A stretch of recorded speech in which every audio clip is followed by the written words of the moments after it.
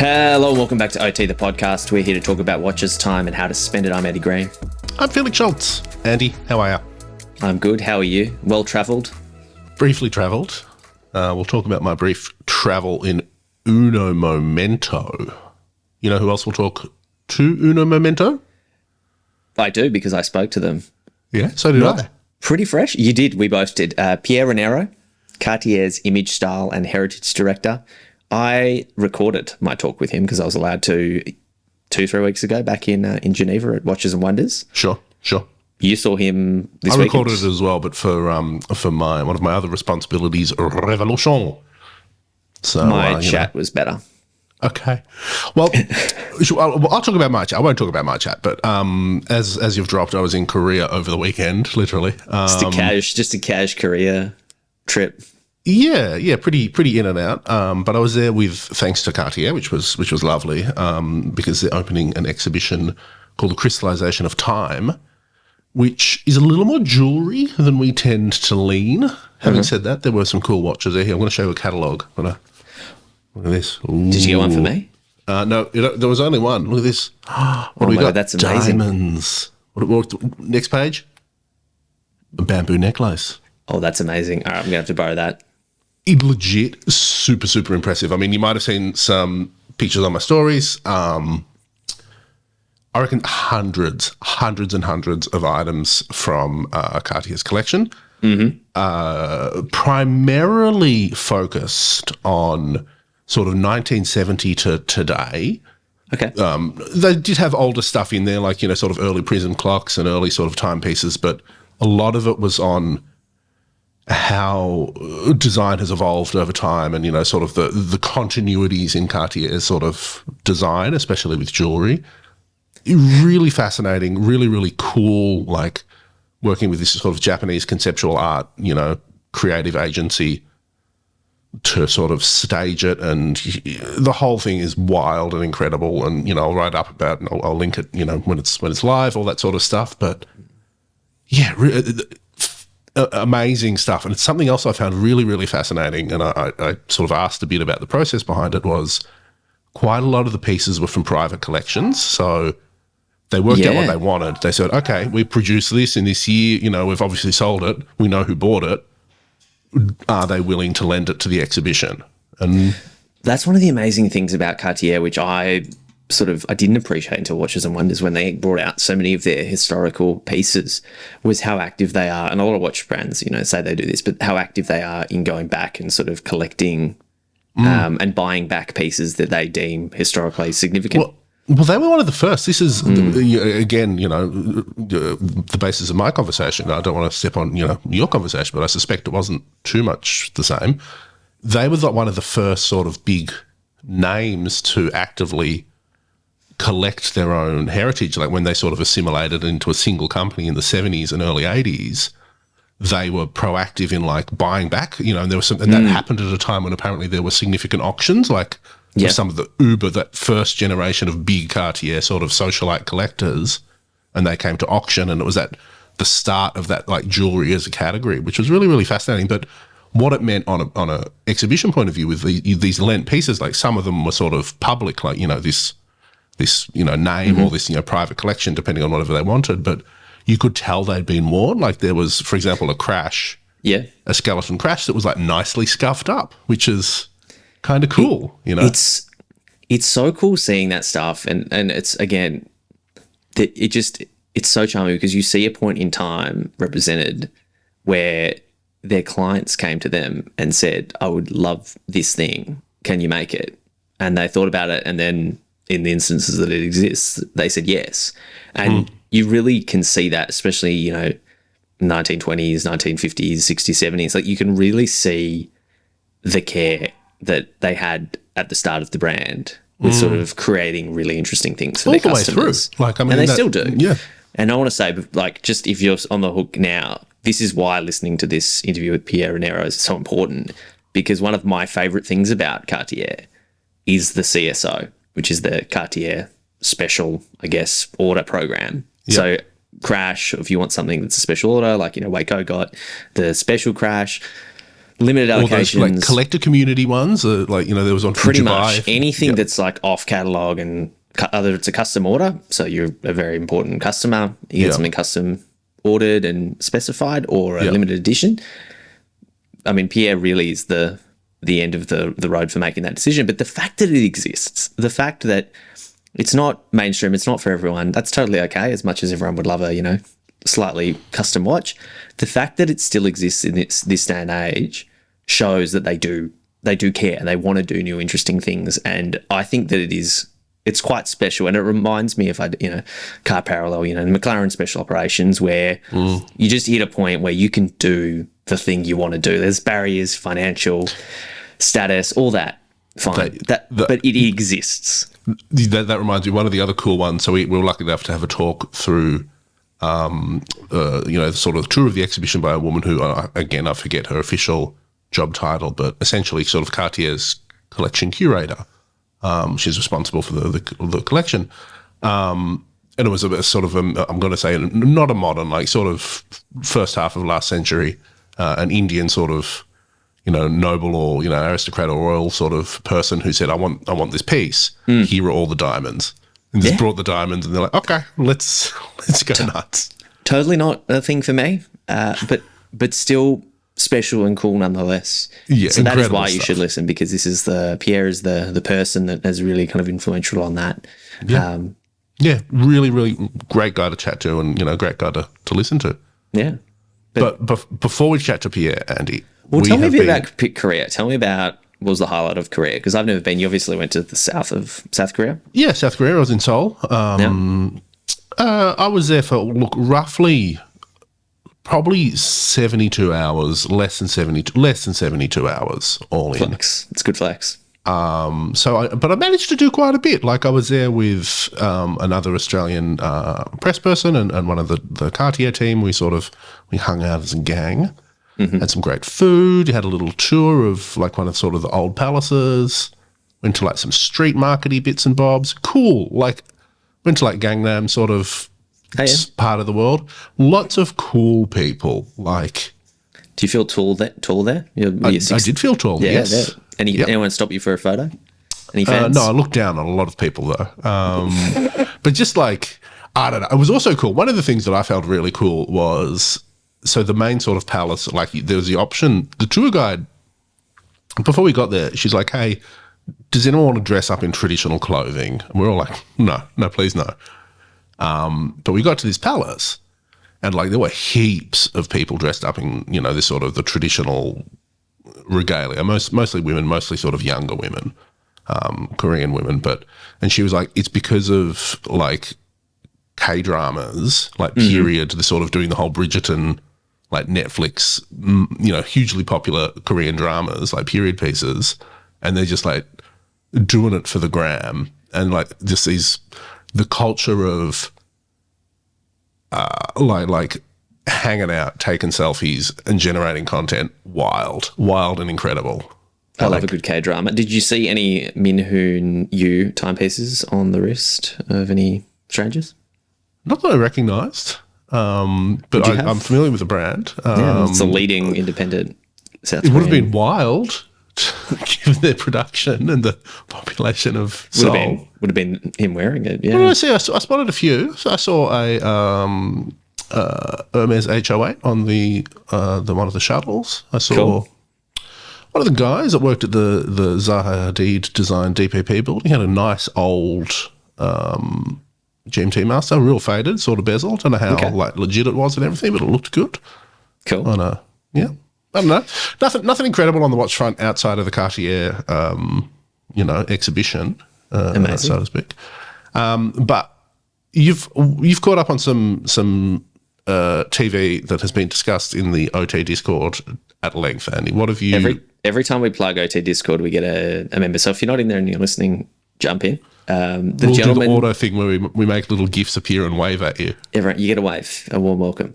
Obviously, we're fans of the Gentleman movies, the two of them, heavy watch ties. The Netflix series dropped, Guy Ritchie as well. Yep. I had planned on taking it with me to Geneva, and then I didn't download it. Then when I got there, it wasn't I didn't have any time, so I finally watched it all. And there's some watch relevancy to it. So Good, solid watches. Yeah, there's some solid watches in there. Main character, there's a scene where he's got a gold Patek on, Nautilus, whatever it is, can't tell, chunky, so it's obviously fake. And he has to sort of trade it or negotiate out using it as a bargaining chip to get himself out of some hot water, which was quite, I don't remember this. I remember the scene that was like there was a negotiating with like Winston Churchill's Calatrava or something. Yeah, talking about the same thing. No, this is when he went to like another lord's house and to get the diary or whatever. He had to trade his watch and his brother's pants. Sure, gotcha. He just handed it over, cash 150K watch, just straight over. What an interesting series, because I watched it all pretty closely and I don't know what the relevancy is to the Gentleman movies. It kind of felt pretty empty inside, didn't it? Maybe that was the point, because you're sort of, spoiler alert, but you're sort of waiting for him to be a good guy, and then you just kind of realize at the end that he's just not a good person. Like he's actually. For me, it was the definition of like style over substance, and it's that whole Netflix thing. Like it's that sort of like how they're making TV that you can watch and enjoy while you're scrolling on your phone. Yeah, it was the style 100%, and the Guy Ritchie style of like the kind of cinematic zooms and that sort of stuff. And edgy characters. Yeah, but there wasn't. I don't know what the relevancy to the movies was, and maybe in 3 seasons we'll get there. Well, I think it's essentially the conceit of like noble people involved in drug dealing, like Richies doing crimies. Yeah, pretty much. But worth a watch. One of the better shows that Netflix has put out lately. Yeah, it was enjoyable. Bingeable. Glad that's over, because I can get back to The Walking Dead. Here we go. Hey, speaking about planes and content, this is something I watched a little bit before I flew because I'm not that masochistic. Hijack. I finally got around to the Apple TV Idris Elba 6-parter or whatever it was. Amazing. A bit disappointed you didn't watch it week by week with us. Give me a minute to think on a pun and a little bit of shade around the old Bremont being featured in there before some private equity came in and hijacked the brand identity. I don't know. But he wears a MB2 or something, right? Or the guy from Richard Sewell, or the other one that looks like Richard Sewell, who was coupling the pilots. Yeah. The pilot, Which it was good. I mean, again, it felt a little bit empty. But the main thing I wanted to know, and again, this I suspect is a question for our Discord, because I know there's at least one ATC in there. How accurate is the air traffic control? Because it felt like they were taking some liberties there with the chain of command and what is possible with a hijacked plane and communication lines in like an hour or two. Yeah, it was. I found it very stressful. Like it was my up my alley in terms of stress. Right. It was good. I like Idris when he switched on like that. He was it was high stakes. It was stressy. It was kind of felt real enough, but also not. It was. Yeah. Yeah, it had its moments, but again, look, it's just. Hey, are you on Fallout yet? Not yet. That's exceptional. The latest. We'll talk about that later. Okay, well, that's the latest recommendation from the movie I think Discord. we've got to stop talking about TV, though. I think we've got to talk a little bit more about something that's of style and substance, and that is Pierre Rainero, Cartier's image, style, and heritage Let's travel director. back in time.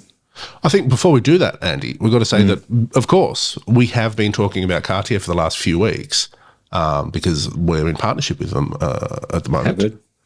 We've got one more next week where we're talking about manufacturer experiences. So look forward to that. Go back and listen to some of the other ones. And thanks to Cartier for their support. Again, cartier.com.au. Check out the latest watches and follow Cartier Watch Community on Instagram. I'm at Watches and Wonders 2024, joined by Pierre Rainero, the Image, Style and Heritage Director at Cartier. That's right. It's been an amazing year of releases for Cartier. Can you tell me, just quickly, what is your job? What does it look like? I've mainly 2 responsibilities. The one of the Cartier style, meaning my work with the studios, the creative people within Cartier, and my let's say my specific role in that creative process is really to work with them on the idea of what is a Cartier creation, what makes it a Cartier creation, and how it's at the same time very faithful to who we are, and also who or how we want to evolve, in which direction in terms of style we want to evolve, and to be able to let's say to accomplish that task in a way. I think, of course, I have to be familiar with the existing Cartier style, and not only based on the previous creations, but also to wonder how this style was conceived, what was the philosophy behind, and what was the vision of the founders of that notion within Cartier. So that's why the link between heritage and contemporary style is so obvious for Cartier, and it's based on that, let's say, permanent research on our history in terms of creations, that I can be, let's say, a kind of help in the current creative process. Amazing. Well, Cartier is obviously one of the most influential watch brands of all time. It has still plays such a big part on the watch industry. You often talk about magic, illusion, metamorphosis, these sort of themes in your communication. Can you explain why those concepts are so important to Cartier? I think it's another way of expressing the aesthetical philosophy of Cartier, because when it's about measuring time, of course, we are not a traditional watchmaker, let's put it that way. I think it's not talking about, the accuracy of the movement or something like that, but we have a specific vision of the object that measures time, meaning that first of all, we look at the object as a beautiful object. And that's why we transform the original function of giving the time in something different, because you don't only look at, the hands to measure the time. You look first at an object that happens to be delivering, that information about time. So it gives us a kind of distance to the first function of the object, and we try to let's say bring a dimension of pleasure and enjoyment in wearing that object, looking at it, living with it, and that's a kind of, if you consider it like also a founding principle at Cartier, like a mission for Cartier to bring that kind of pleasure to in the life of our clients in a way. Yeah, so in a way, design really does come first. As you sort of said, less important on the watchmaking front, although it's amazing, but that design really comes first. And I want to ask about, as I said, Cartier has so many influential and truly influential timepieces in its long history. We've seen one come back this year, the Tortue. It's a bit less known than, say, some of the other models we've seen come back over the last few years. Why was it chosen to be kind of revamped in 2024?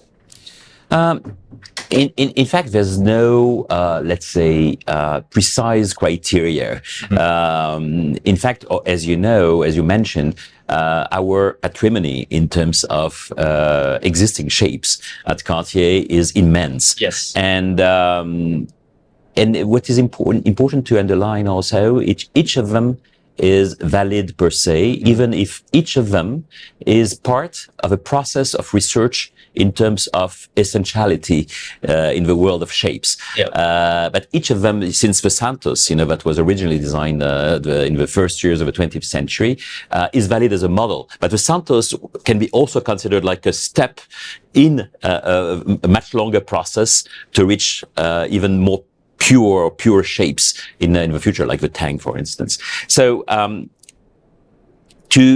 every year we have a choice without any constraint. It's just the pleasure of a time, and it's very whimsical in a way. Yeah. And we feel free, to choose one among the others, and there's a consensus that happens among the creative people. Say, that year, that will be it. We want to do that. Yeah. And there's no specific parameter to choose that one that year.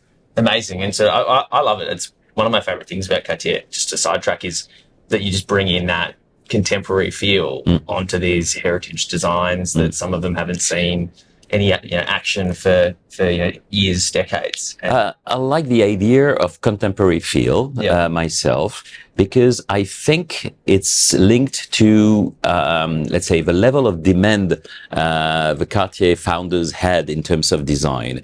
And that specific aspect about the research for essential shapes. That essentiality, I think, is the key to understand the contemporary echo of all those shapes today. And I would like to add something about the jeweler's eye also on watches, because it's not only the aspect of aesthetics. It's also an aspect in terms of, let's say, comfort. And I would go a bit further as a consequence of elegance, I dare say, elegance, linked to that specific aspect, meaning when a watch fits perfectly your wrist, not only it's comfortable for you, but it's also an element of pleasure for someone who looks at you. So, and that's why a Cartier watch looks elegant, because it fits your wrist.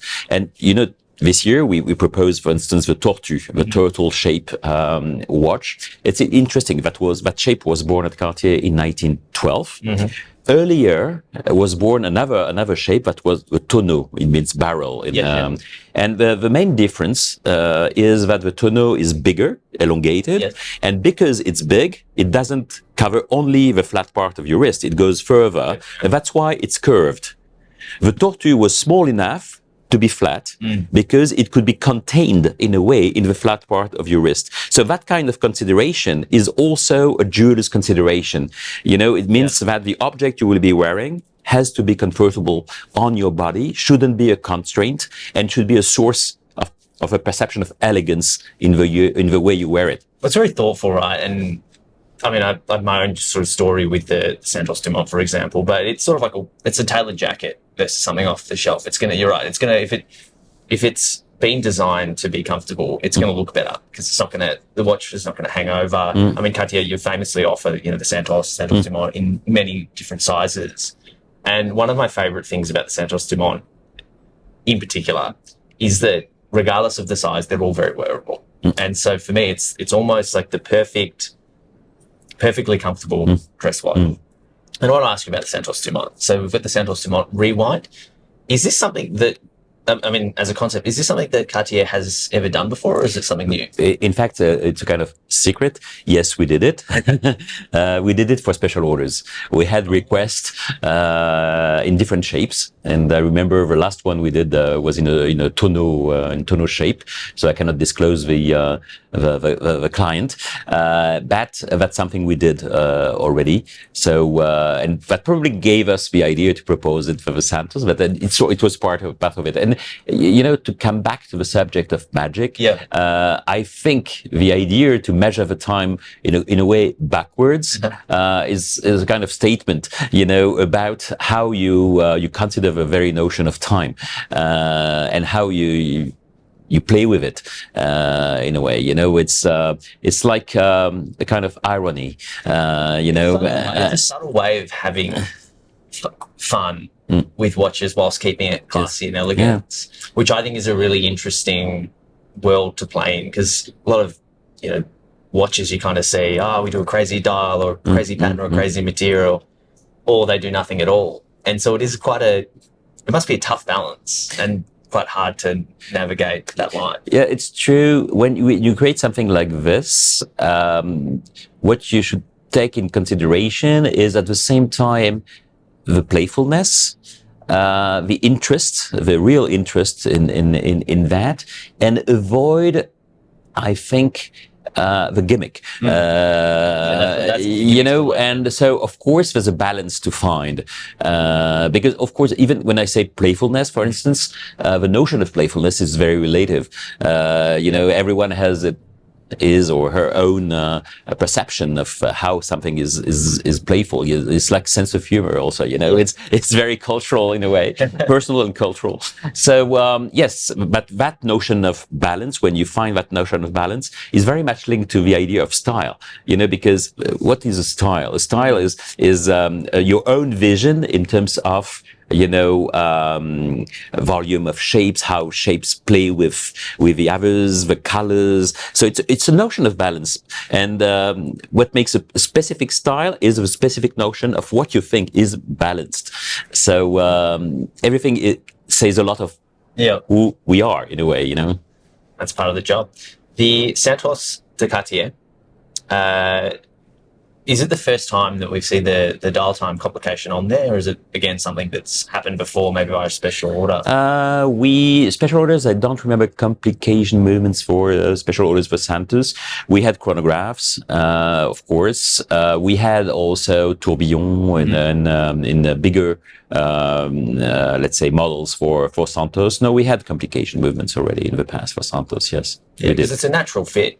Can I ask, are you involved with all the special orders? You kind of have oversight, and that's something that you in your capacity get to understand? Yes, I am. I'm the one, let's say, responsible for the special orders, but not only in watches, but also for every kind of object. Yes, I am. Is that the best part of the job, kind of? It's a very interesting one, but also, let's say, not that simple, because you have to combine, you know, on our part, the idea of serving the client in delivering an object which is fully Cartier. Yes. But at the same time, you have to integrate, of course, a specific vision, a specific wish of a client, you know, and sometimes there are contradictions, and so sometimes we say no, we cannot do that. It's not us. Yeah. We cannot do that.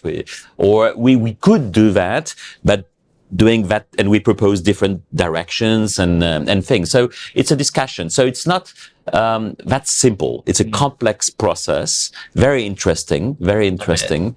It's amazing that you still do it. It's amazing that it exists within, and I know that lately it's getting a lot of attention out there, you know, in the watch community especially. But it's truly amazing that it is something that's offered, you know, in this day and age, because it's such a rare and beautiful thing. Bringing it back to sort of something you said around, you have to keep it Cartier, you have to keep it in line with the style. You know, dressier watches are really sort of the trend at the moment. They've sort of picked up. It's always been something that Cartier's done, and something I love is how, you know, the Santos, and within the Santos collection, it can go dressy, elegant, sporty, all within one. Do you kind of, in your role, see these trends? Do you pay attention to them? Do you think that dressy watches are, you know, are something that are having a moment, you know, right now? Or I think, you know, the evolution of, let's say, men in general is very much in favor of more freedom. For them, I mean, because in fact we acknowledged, of course, all through the 20th century, an incredible process of more freedom for women in terms of behavior and accessories, but not for men. And even the contrary happened for men, I think, you know, more constraints, and even like a caricature of expression of masculinity, and if you were not sporty or definitely interested in big objects or whatsoever, that would be you know, a big mistake, you know, or you would miss something.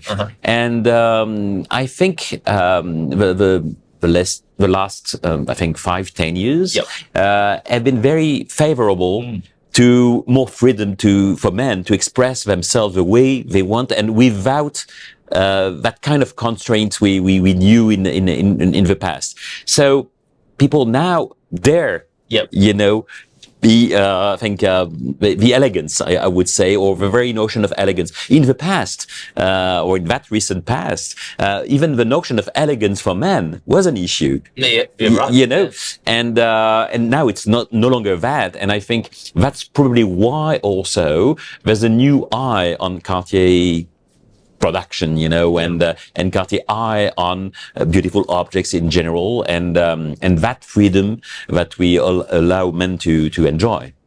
Amazing. Well, my last question, and time is precious. We are at the fair right now.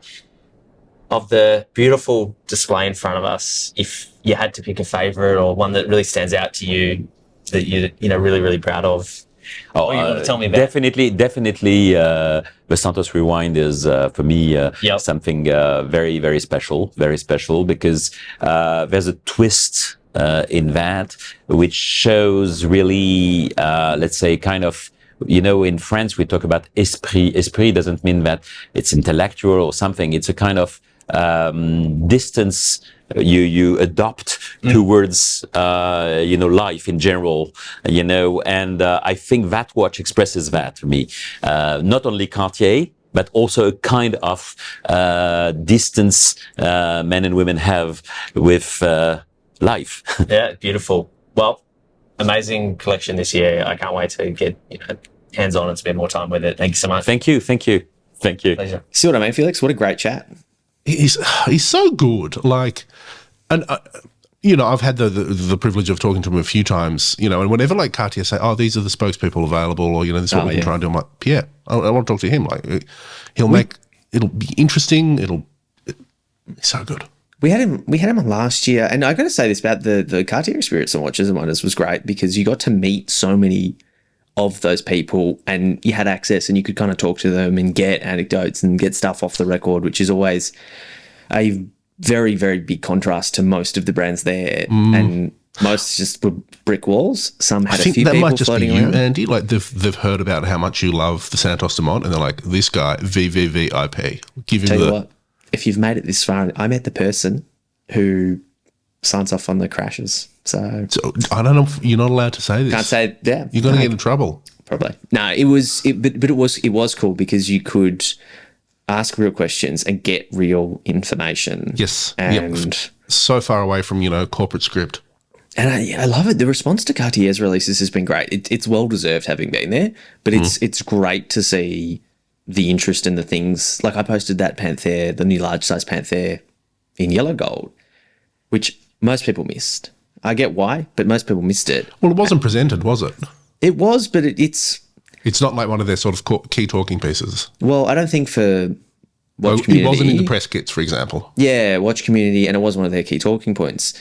And most people, large Panther, they don't automatically think of it as a kind of unisex watch. Have they not seen, Pierce Brosnan and I would wear the one of heck the out Rolling of that. Stones? Yeah, it was amazing. And it's so interesting to see this huge appreciation really happening at the moment for their design and for the style, which Pierre Rainero. Again, thanks to Cartier for their support. Love that for us. Love that for them. Cartier.com.au, Cartier Watch Community on Instagram, ot.podcast on Instagram for us, Discord, YouTube, link it up, otpodcast.com.au website, or everything's linked, basically. Yeah. Leave a comment, leave a share, leave a like, I don't know. Tell your friends about us. Keep the word moving. Yep. Tell your sales associate. Tell, if you're a sales associate, tell your clients. If you go into a Cartier boutique and buy something, say it's because of Felix. Yeah. Just tell them to write it down, send it to head office, and that'll keep us in business. All right, we'll see you next week. Can't wait to tell you, actually, we're going to be talking about my manufacturer visit and lunch at Cartier Manufacture. Lunch? I had lunch at the restaurant and tried their champagne. Sick. Give it a review next week. Bye. Bye.